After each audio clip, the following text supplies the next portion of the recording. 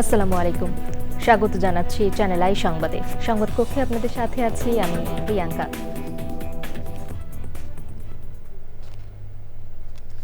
বিস্তারিত সংবাদের শুরুতেই জানিয়ে দিচ্ছি ফ্রেশ আটা ময়দা সুজি সংবাদ শিরোনামগুলো।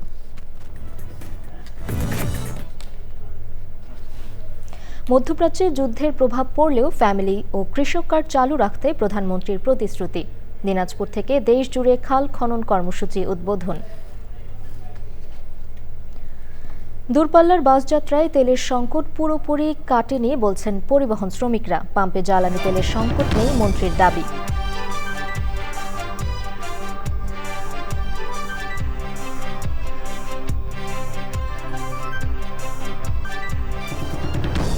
ইসরায়েলের প্রতিরোধ ব্যবস্থা এড়িয়ে ইরানের দুটি হাইপারসনিক ক্ষেপণাস্ত্রের আঘাত। শত্রুদের তথ্য সরবরাহের অভিযোগে ইরানে 500 জন গ্রেপ্তার। নীলফামারীতে দুস্থদের মাঝে ট্রাই ফাউন্ডেশনের ঈদ উপহার বিতরণ। বিত্তবানরা মানুষের সেবায় আরও এগিয়ে আসবেন সুধীজনদের আশা। মোমোইনের 7 April TMSS channel I music awards 2025 বগুড়ার মাটিতে উদযাপনের অপেক্ষায় উত্তরবঙ্গবাসী। এবং ডাচ বাংলা ব্যাংক সিরিজে পাকিস্তানকে হারিয়ে সিরিজ জয়ের সাথে র্যাঙ্কিংয়েও বাংলাদেশের উন্নতি। পরের সিরিজেও একই লক্ষ্যে টাইগাররা।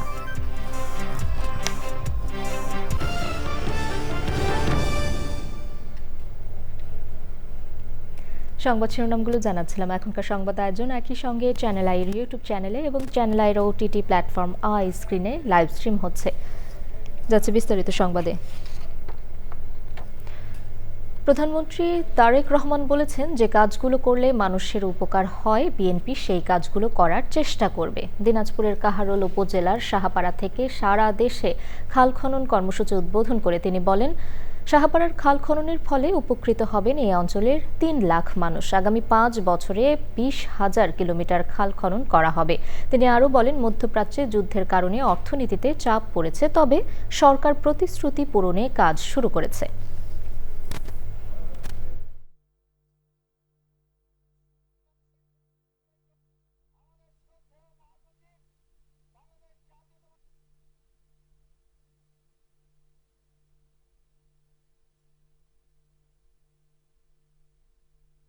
আমরা চাই খাল খননের মাধ্যমে উজানের সময়, বর্ষার সময় যে অতিরিক্ত পানিটা, সেই পানিটা আমরা ধরে রাখবো, যাতে শুষ্ক মৌসুমেই হোক বর্ষা মৌসুমেই হোক আমরা আমাদের কৃষক ভাইদেরকে পানি সরবরাহ করতে পারি, যাতে আমরা আমাদের কৃষির উৎপাদন বাড়াতে পারি।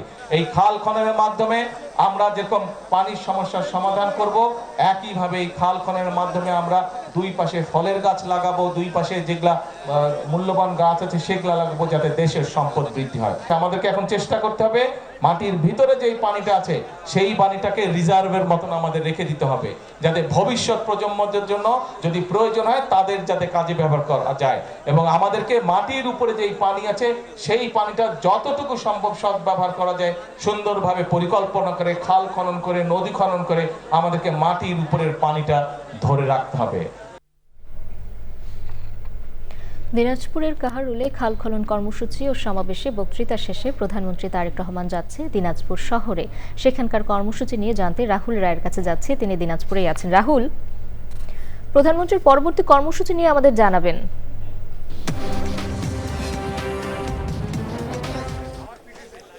প্রিয়াঙ্কা, আপনাকে ধন্যবাদ।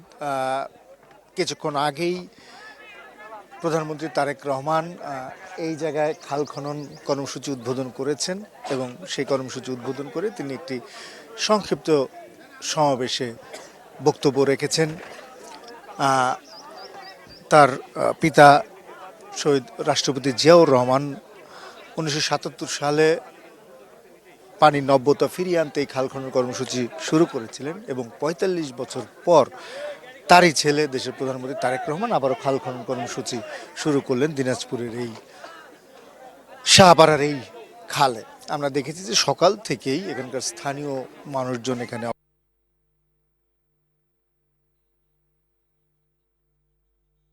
সন্তানকে নিয়ে এসেছেন, তারা অপেক্ষা করেছেন কখন প্রধানমন্ত্রীকে দেখবেন।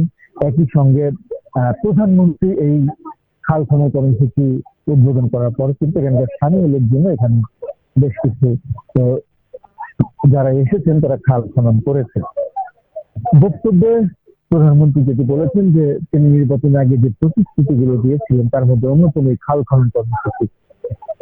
1 মাসের মধ্যেই তিনি ফ্যামিলি কার্ড প্রদান কর্মসূচি, কৃষকদের 10,000 টাকা ঋণ মৌকুব, ধর্মীয় উপাসনালয় ব্যক্তিত্বদের সম্মানী দেওয়ার পর আজকে তিনি এই খাল খনন কর্মসূচি উদ্বোধন করলেন। তিনি বারবার যেটি বলেছেন যে কৃষি বাঁচলে দেশ বাঁচে, সেই বিএনপি সবসময় কৃষকদের। রাহুল, ধন্যবাদ আপনাকে। আমরা পরবর্তীতে আরও জানবো আপনার কাছে। দূরপাল্লার বাস যাত্রায় তেলের সংকট পুরোপুরি কাটেনি বলে জানিয়েছেন পরিবহন শ্রমিকরা। তারা বলছেন এরপরও যাত্রীদের কাছ থেকে ভাড়া বেশি নেওয়া হচ্ছে না। মহাখালী বাস টার্মিনাল পরিদর্শন করে সড়ক পরিবহন ও সেতু মন্ত্রীও জানিয়েছেন যাত্রীদের কাছ থেকে 1 টাকাও ভাড়া বেশি রাখা হচ্ছে না। পাম্পে তেলেরও কোনো সংকট নেই বলেও মন্তব্য করেন তিনি। পরাগ আজিমের রিপোর্ট। সরকারি কর্মদিবসের শেষ দিনে রাজধানী ছাড়তে শুরু করেছেন অনেকে। মঙ্গলবার থেকে প্রতিদিনই বাড়বে গ্রামমুখী মানুষের ঢল। যাত্রীরা জানান কিছু ব্যতিক্রম ছাড়া এখন পর্যন্ত বাসে বাড়তি ভাড়া আদায় হচ্ছে না। একতা গাড়ি 550 টাকা, বগুড়া 550 টাকায় আছে। ইউনাইটেড ভাড়া সবসময় 310 টাকা রাখে, কখনো বাড়তি ভাড়া নেয় না। রেগুলার ভাড়া যা তাই নিচে আমাদের কাছ থেকে বেশি ভাড়া নেয় নাই। তবে পাম্পের তেল পেতে দীর্ঘ সময় লাগছে বলে অভিযোগ করেছেন পরিবহন শ্রমিকরা। 3 দিন সিরিয়াল দিয়ে একদিন তেল পাইছে জায়গা আছে, এক ট্রিপ মাইরে আবার 3 দিন পরে বইতাম লাগবে সিরিয়ালে, তাহলে লাভটা কি? একটু সিরিয়ালে দাঁড়িয়ে থাকা লাগতেছে। আমাদের যে পরিবহন গণপরিবহনগুলো এই সরকারকে বললেন যে গণপরিবহনের তেলগুলো একটু তাড়াতাড়ি দিয়ে দেওয়ার জন্য। সকালে মহাখালী বাস টার্মিনাল পরিদর্শন করেন সড়ক পরিবহন ও সেতু মন্ত্রী শেখ রবিউল আলম। কথা বলেন যাত্রী ও পরিবহন শ্রমিকদের সঙ্গে। নির্ধারিত ভাড়ার চেয়ে কোনো জায়গায় কম ভাড়াও তারা যাত্রী বহন করছে, অর্থাৎ নির্ধারিত ভাড়া ক্রস করেছে এরকমের কোনো নজির আমি গত 7 দিনে পাইনি কোথাও। মোবাইল কোর্ট এখানে আছে, এখানে ভিজিলেন্স টিম এখানে আছে, এখানে কন্ট্রোল রুম আছে পুলিশের। যে কোনো যাত্রী কমপ্লেন করে তাৎক্ষণিক ব্যবস্থা নেওয়া হবে। গতকাল রাত থেকে নিশ্চিত করা হয়েছে গণপরিবহনে পর্যাপ্ত তেল সরবরাহ করা হবে। তেলের দাম বাড়ছে না, তা আমি আগেও আপনাদেরকে জ্ঞাত করেছি, আজকেও বলছি তেলের দাম বাড়ছে না। মন্ত্রী বলেন একসাথে অনেক মানুষ রাজধানী ছাড়ছেন বলে কিছুটা বিশৃঙ্খলা হওয়া অস্বাভাবিক নয়। তবে ঈদ যাত্রা যতটা সম্ভব নির্বিঘ্ন রাখার চেষ্টা করছে সরকার। পরাগ আজিম, চ্যানেল আই, ঢাকা। এবারে ইরান যুদ্ধের 17তম দিন।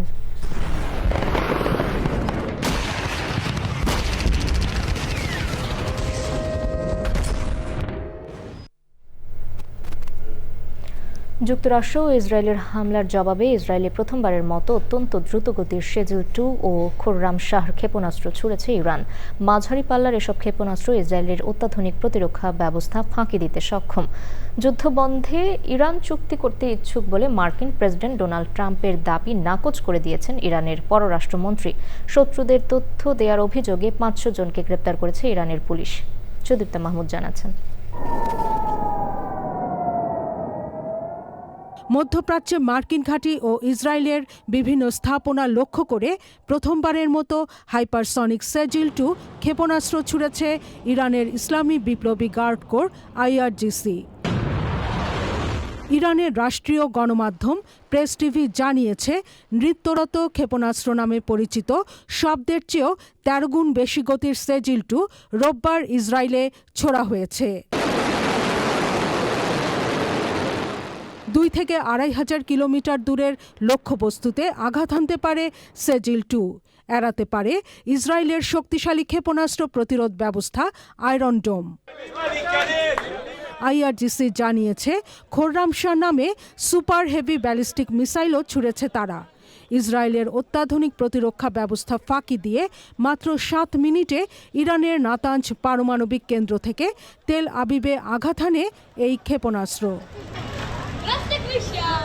ইসরায়েলি সেনাবাহিনী জানিয়েছে তারা ইরান থেকে আসা দ্রুতগতির ক্ষেপণাস্ত্র শনাক্ত করেছে। 2 ঘন্টারও কম সময়ের মধ্যে নতুন হামলা হয়েছে ইসরায়েলে। দুবাই বিমানবন্দরে ইরানের ড্রোন হামলার পর ফ্লাইট চলাচল স্থগিত করেছে কর্তৃপক্ষ। রকেট ও ড্রোন হামলা হয়েছে বাগদাদ আন্তর্জাতিক বিমানবন্দরেও। এদিকে ইরানের তেহরান, হামাদান ও ইস্পাহানে নতুন করে হামলা চালিয়েছে যুক্তরাষ্ট্র ও ইসরায়েল। লেবাননে ইসরায়েলের অব্যাহত হামলায় এ পর্যন্ত প্রাণ হারিয়েছেন 100 শিশুসহ 850-ও বেশি মানুষ। হামলা পাল্টা হামলার মধ্যে মার্কিন প্রেসিডেন্ট ডোনাল্ড ট্রাম্প বলেছেন ইরানের সঙ্গে যুদ্ধবিরতিতে তিনি রাজি নন। সিবিএস নিউজকে তিনি বলেছেন যুদ্ধবন্ধে ইরান চুক্তি করতে ইচ্ছুক, তবে শর্তগুলো যথেষ্ট ভালো নয়। ট্রাম্পের এমন মন্তব্যের প্রতিবাদ জানিয়ে ইরানের পররাষ্ট্রমন্ত্রী বলেছেন তেহরান যুদ্ধবিরতির জন্য যুক্তরাষ্ট্রকে অনুরোধ করেনি। ইরানের নৌ সক্ষমতা ধ্বংস হয়ে যাওয়ার মার্কিন দাবি প্রত্যাখ্যান করেছে আইআরজিসি। বাহিনীর মুখপাত্র বলেছেন হরমুজ প্রণালী ইরানের পূর্ণ নিয়ন্ত্রণে রয়েছে, যে কোনো আগ্রাসনের দাঁতভাঙা জবাব দেওয়া হবে। অন্যদিকে ফিনান্সিয়াল টাইমসকে মার্কিন প্রেসিডেন্ট ট্রাম্প বলেছেন মিত্ররা যদি হরমুজ প্রণালী উন্মুক্ত করতে সহায়তা না করে তবে ন্যাটো খুবই খারাপ ভবিষ্যতের মুখোমুখি হবে।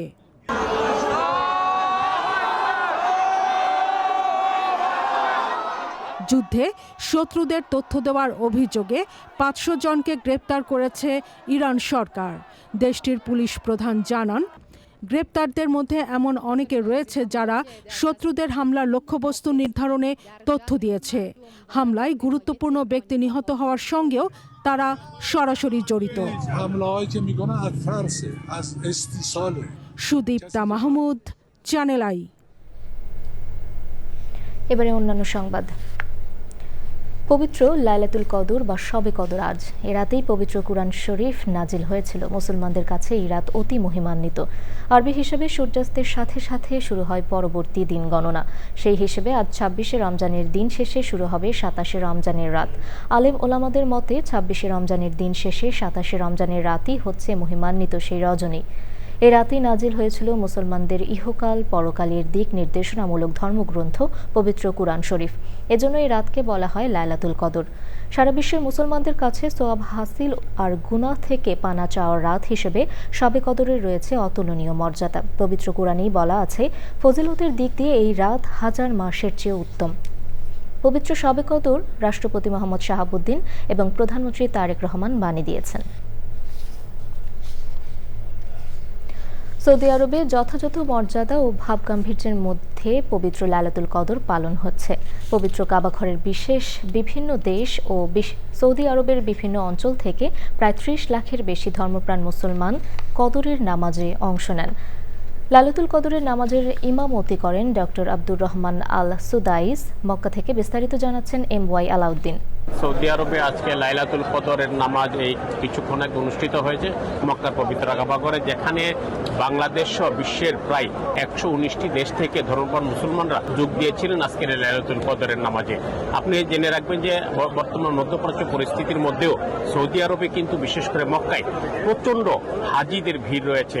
কারণ অনেকগুলি ফ্লাইট যদি বাতিল না হতো, বিভিন্ন দেশ থেকে যদি হাজিরা সম্মত আসতে পারতো, এই আজকের এই লাইলাতুল কদরের নামাজে কমপক্ষে 50 লাখের অধিক ধর্মপ্রাণ মুসলমান অংশগ্রহণ করত। কিন্তু এখানকার আমাদের যে ধারণা করছি আজকের যে লাইলাতুল কদরের নামাজ উত্তরে চলে গিয়েছিল, আপনি জানেন যে জান্নাতুল মাওলা দক্ষিণে চলে গিয়েছিল, মিসফালা ব্রিজ পেয়ে হয়ে আপনার যে নাকাসা পশ্চিমে চলে গিয়েছিল, উম্মুল কোরা রোড এবং পূর্বে চলে গিয়েছিল কিন্তু আপনার আজিজিয়া ট্রেনের পর্যন্ত।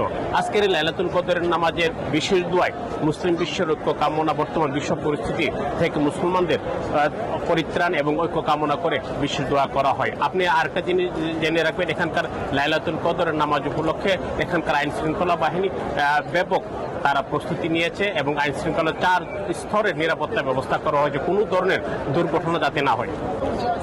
এই ছিল পবিত্র মক্কা থেকে লাইলাতুল কদরের সর্বশেষ খবর। নীলফামারীতে অসহায় ও দুস্থ মানুষের মাঝে ঈদের আনন্দ ভাগাভাগি করতে 2 দশকের মতো এবার ঈদ উপহার বিতরণ করেছে ট্রাই ফাউন্ডেশন। ঈদের আগে ট্রাই ফাউন্ডেশনের পক্ষ থেকে অসহায় মানুষের হাতে খাদ্য সামগ্রী তুলে দেওয়া হয়েছে। নীলফামারী থেকে আনোয়ারুল আলমের রিপোর্ট।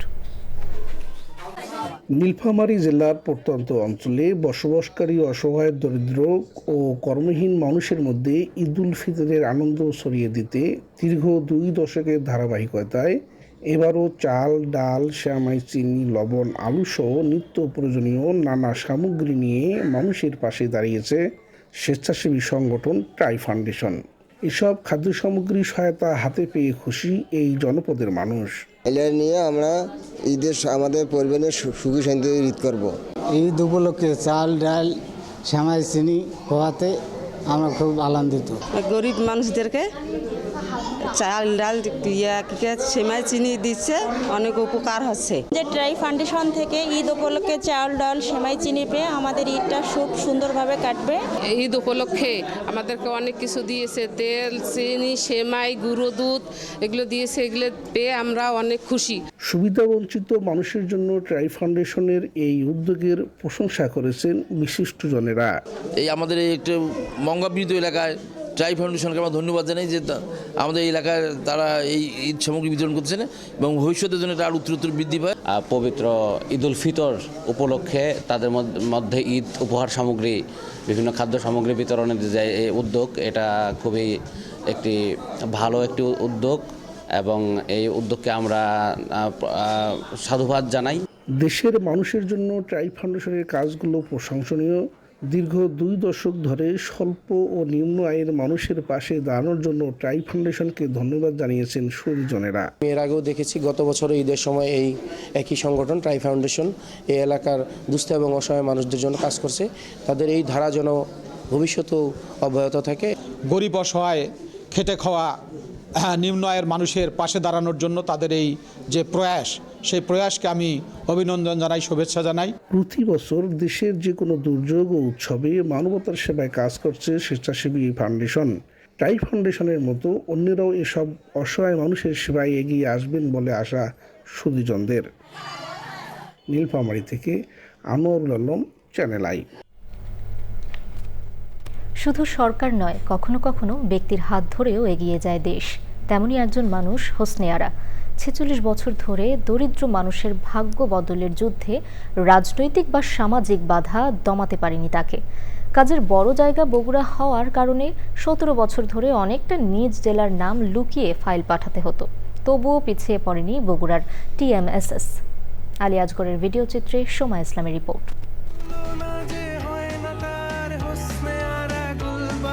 আমাদের যে হোসনে আরা অতুলনীয়া, তার শুরু 1980 সালের উত্তর জনপদ বগুড়ার প্রত্যন্ত এক গ্রাম ঠ্যাঙ্গামারা থেকে। গ্রামের শিক্ষিত এক মানুষ চাকরি না করে চাইলেন দরিদ্র মানুষের ভাগ্য বদল করতে। সেই থেকে লড়াইটা চলছে। 8 পৌরে নারী হোসনে আরা বদলে দিয়েছেন অনেক কিছু। নিজের 5 তারকা হোটেলের সামনে বসে বললেন, এখনো বাকি বহু কাজ।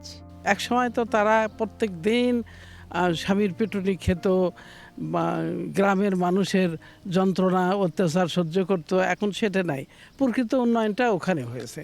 কিন্তু মানুষ হয়ে করে কি, সাদা চোখে দেখে তো। তারা এসে আমাদের বিল্ডিং, অবকাঠামো, 5 তারা মমইন হোটেল, এগুলো উন্নয়ন, এগুলো কতক্ষণ থাকবে যদি রিয়েল নীতিগত এবং মানবিক মূল্যবোধগত সাস্টেনেবল ডেভেলপমেন্ট না হয়।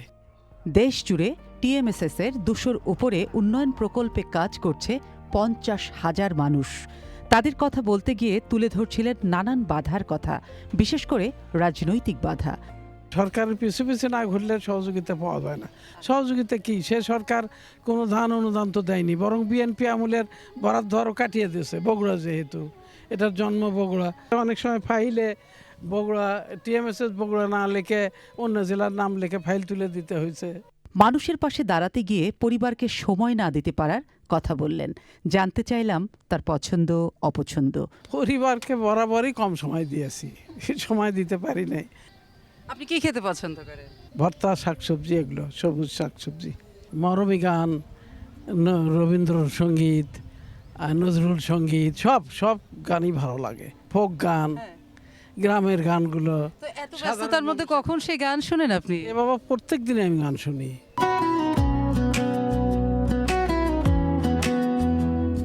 করতোয়া নদীর ধারে গড়ে ওঠা শহর বগুড়া। সেই নদীর কোল ঘেঁষে তার প্রকৃতি নির্ভর কৃষির ভাণ্ডার। আক্ষেপ করে বলছিলেন, নদী দখলের মিথ্যে অভিযোগের মুখোমুখিও দাঁড়াতে হয়েছে তাকে। নদী তো আমাদের হলো সভ্যতা, কি ভাগ্যের পরিহাস। এই নদী দখল করেছি আমি, এই নিয়ে ব্যাপক হইচই হয়। প্রতিদিন ভোর 6টায় ঘুম থেকে উঠে প্রায় 5 ঘন্টা পায়ে হেঁটে তিনি দেখেন প্রতিটি কাজ। সব উৎসবে সব ধর্মের মানুষের পাশে উপহার নিয়ে হাজির হন টিএমএসএস এর প্রাণ হোসনে আরা। এবারও 35,000 মানুষের জন্য প্রস্তুত ঈদ উপহার। Soma Islam, Channel I, Bogura. TMSS Channel I music awards 2025-এর বর্ণাঢ্য আসর হবে বগুড়ার মোমো ইন হোটেল অ্যান্ড রিসর্টে 7 এপ্রিল। মিউজিক অ্যাওয়ার্ডসের 20তম আসরের প্রস্তুতি চলছে পুরোদমে। মোমো ইন কর্তৃপক্ষ এবং বগুড়া জেলা প্রশাসন বলছে বগুড়ার মাটিতে অভূতপূর্ব আয়োজনের অপেক্ষায় উত্তরবঙ্গবাসী। বিস্তারিত জানাচ্ছেন তানভীর আশিক। এই ব্যস্ততা নতুন কোনো অভিজ্ঞতার মুখোমুখি দাঁড়াবার প্রস্তুতি চলছে সঙ্গীত নিয়ে দক্ষিণ এশিয়ার অন্যতম বৃহত্তম এক আয়োজনকে ঘিরে। আগামী 7 এপ্রিল মোমোইনের এই মাঠেই বসবে দেশসেরা বরেণ্য শিল্পীদের নিয়ে 20তম TMSS Channel I music awards 2025-এর জমজমাট আসর। এই আয়োজন ঘিরে মানুষের মধ্যে ব্যাপক উৎসাহ ও আগ্রহ লক্ষ্য করা যাচ্ছে। খুব এক্সাইটেড প্রোগ্রামটা নিয়ে আর কি। বগুড়াবাসী কখনো কল্পনা করা পারেনি আর কি যে এরকম এত বড় একটা প্রোগ্রাম হবে এই জায়গার মধ্যে। কখনো মানে চ্যানেল আই থেকে লোক এসে সারা বিশ্ব দেখতেছে এই জায়গার মধ্যে মোমোইনকে, বগুড়াকে। তো এটা ওনাদের এক্সপেকটেশনের বাইরে। হ্যাঁ, এখানে আমরা পার্টিসিপেট করতে পারবো, দেখতে পারবো, এটাই একটা আমাদের কাছে বিশাল পাওয়া। চলছে প্রশাসনিক প্রস্তুতিও। এই অনুষ্ঠান যেন সাফল্যমণ্ডিত হয় সেই জন্য আমাদের জেলা প্রশাসনের পক্ষ থেকে যদি কোনো সহযোগিতা, আইনগত কোনো সহযোগিতা প্রয়োজন হয় সেটি আমরা করব এবং এই অনুষ্ঠানের সাফল্য কামনা করছি। আয়োজনে ইতিহাস ও ঐতিহ্যকে প্রাধান্য দেওয়ার কথা জানালেন চ্যানেল আই এর পরিচালক ও বার্তা প্রধান শাইখ সিরাজ। বগুড়া হচ্ছে উত্তরাঞ্চলীয় জেলাগুলোর একটা গেটওয়ে। এখানে প্রত্নতাত্ত্বিক অনেক নিদর্শন রয়েছে। এই মুহূর্তে আমি যে জায়গাটি দাঁড়িয়ে যাচ্ছি মহাস্থানগড়ের, এই জায়গাটি হচ্ছে গোকুলমেন। আমাদের যে মঞ্চ হবে সেই মঞ্চের পেছনের যে ব্যাকড্রপটা হবে, পেছনে যে সাজসজ্জাটা হবে, সেটা হবে এই প্রত্নতাত্ত্বিক নিদর্শনটিকে সামনে রেখে। এবছর আজীবন সম্মাননা সহ মোট 19টি ক্যাটাগরিতে পুরস্কার দেওয়া হবে। আয়োজনে উপস্থিত থাকবেন দেশবরেণ্য নবীন প্রবীণ সঙ্গীত শিল্পী ও কলাকুশলীরা। Tanvir Ashiq, Channel I. Dutch Bangla bank one day সিরিজে পাকিস্তানকে 2-1 ব্যবধানে হারিয়ে একই সাথে আইসিসি ওয়ানডে র্যাঙ্কিংয়েও এক ধাপ এগিয়েছে বাংলাদেশ। সিরিজ জিতে অধিনায়ক মেহেদী হাসান মিরাজ জানিয়েছেন ঠিক পথেই আছেন তারা। আর সেঞ্চুরিয়ান তানজিদ হাসান বলেছেন এখন থেকে প্রতি ম্যাচেই সেঞ্চুরির স্বপ্ন দেখছেন তিনি। রিপোর্ট করছেন আরিফ চৌধুরী।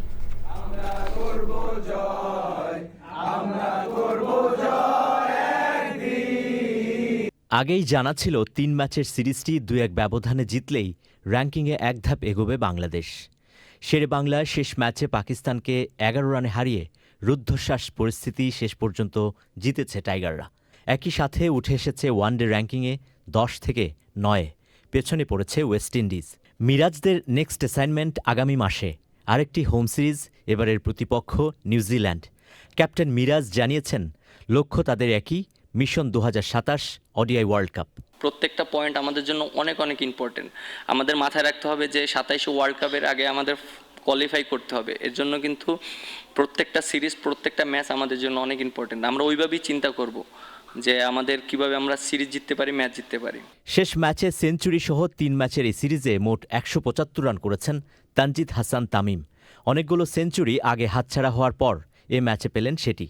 আত্মবিশ্বাসে ফেরা তামিম বলেছেন পেছনে তাকাতে চান না তিনি। প্রত্যেক ম্যাচে চেষ্টা থাকবে সেঞ্চুরি করা, এটা তো সব ব্যাটসম্যানেরই থাকে যে প্রত্যেক ম্যাচে ভালো করবে, টিমকে ভালো কিছু কন্ট্রিবিউট করবে। তো আমার চেষ্টা থাকবে প্রত্যেক ম্যাচে কীভাবে টিমকে ভালো কিছু কন্ট্রিবিউট করতে পারি। আর আমি এত লম্বা এত দূর তাকাতে চাচ্ছি না। 4 সপ্তাহ পর আবারও শেরে বাংলায় ফিরবে টাইগাররা। নিউজিল্যান্ডের বিপক্ষে পুরো সিরিজটাই হবে এ মাঠে। Arif Chowdhury, channel I, Dhaka. দর্শক, এবারে বিরতি।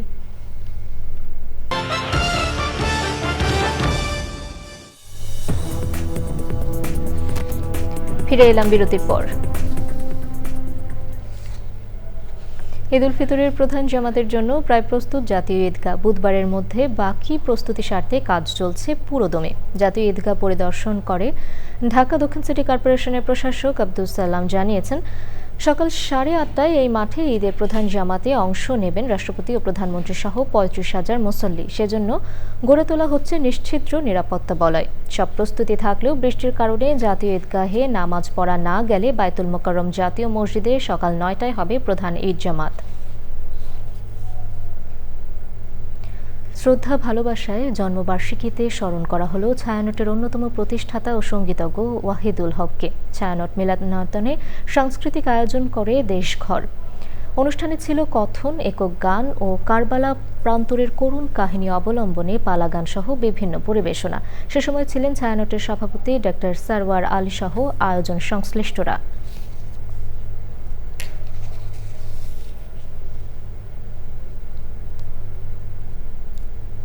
এবারে নিটোল টাটা কৃষি সংবাদ।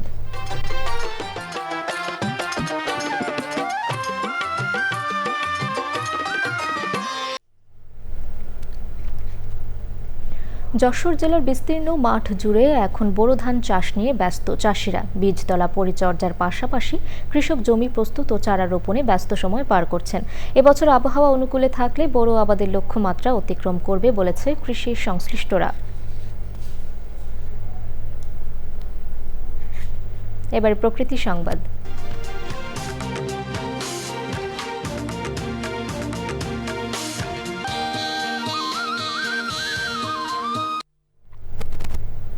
বাগেরহাটে সাপের উপদ্রব বাড়ছে। গত 1 বছরে 50টিরও বেশি সাপ লোকালয় থেকে উদ্ধার করেছে বন বিভাগ সহ বন্যপ্রাণী উদ্ধার কর্মীরা। এতে আতঙ্কিত স্থানীয়রা। সংশ্লিষ্টরা বলছেন, আবাসস্থল ও খাবারের সংকটে লোকালয়ে আসছে সাপ বা বন্যপ্রাণী। তবে আতঙ্কিত না হয়ে সচেতনতা আর দায়িত্বশীল আচরণ জরুরি বলছেন বন্যপ্রাণী বিশেষজ্ঞরা।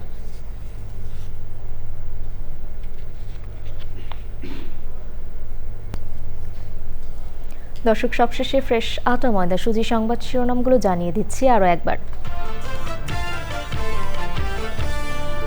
মধ্যপ্রাচ্যে যুদ্ধের প্রভাব পড়লেও ফ্যামিলি ও কৃষক কার্ড চালু রাখতে প্রধানমন্ত্রীর প্রতিশ্রুতি। দিনাজপুর থেকে দেশ জুড়ে খাল খনন কর্মসূচি উদ্বোধন।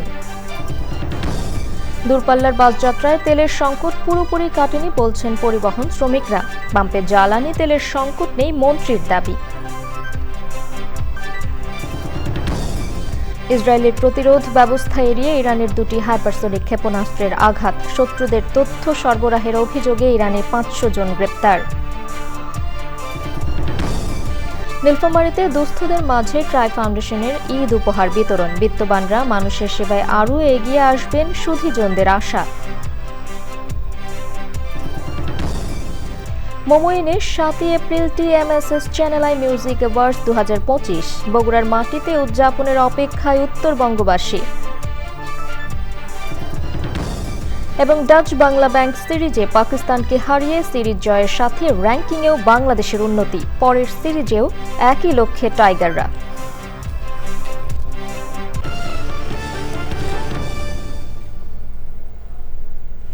দর্শক, এখনকার সংবাদ আয়োজন এ পর্যন্তই। এতক্ষণ সাথে থাকার জন্য ধন্যবাদ সবাইকে।